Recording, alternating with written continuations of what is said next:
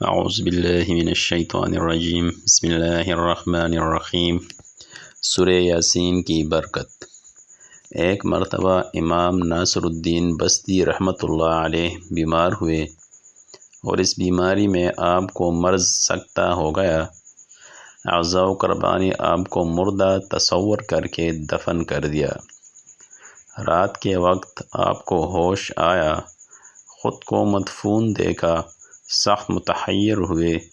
اس حیرت و پریشانی و اضطراب میں آپ کو یاد آیا کہ جو شخص حالت پریشانی میں 40 مرتبہ سورہ یاسین پڑھتا ہے، اللہ تعالیٰ جل شانہ اس کے اضطراب کو رفع کرتا ہے اور تنگی فراخی سے بدل جاتی ہے۔ چنانچہ آپ رحمۃ اللہ علیہ نے سورہ یاسین پڑھنی شروع کی۔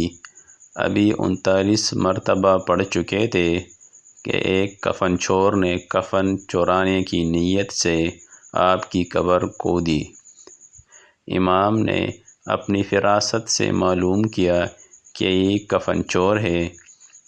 40ویں مرتبہ آپ نے بہت دھیمی آواز سے سورہ یاسین پڑھنا شروع کیا کہ دوسرا شخص نہ سن سکے۔ ادھر آپ نے 40 مرتبہ پورا کیا، ادھر کفن چور بھی اپنا کام پورا کر چکا تھا۔ آپ اٹھ کر قبر سے باہر آئے۔ کفن چور اس قدر ڈرا کہ اس کا دل پھٹ گیا اور چل بسا۔ امام ناصر الدین رحمۃ اللہ علیہ کو خیال ہوا کہ اگر میں فوراً شہر چلا جاؤں تو لوگوں کو سخت پریشانی و حیرت و ہیبت ہوگی۔ بس آپ رات کو ہی شہر میں گئے اور ہر محلہ کے دروازے کے آگے پکارتے تھے کہ میں ناصر الدین بستی ہوں، تم لوگوں نے مجھے سکتہ کی حالت میں دیکھ کر غلطی سے مردہ تصور کیا اور دفن کر دیا۔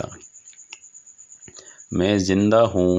اس واقعے کے بعد امام ناصر الدین بستی رحمۃ اللہ علیہ نے قرآن کریم کی تفسیر لکھی۔ یہ واقعہ فوائد الفوائد سے لیا گیا ہے۔ اس طرح کا واقعہ 14ویں صدی ہجری کے مشہور عالم و ادیب علامہ بدیع الزمان رحمۃ اللہ علیہ کے ساتھ بھی پیش آیا کہ وہ بیمار تھے۔ بیماری کے عالم میں ان پر سکتہ طاری ہوا۔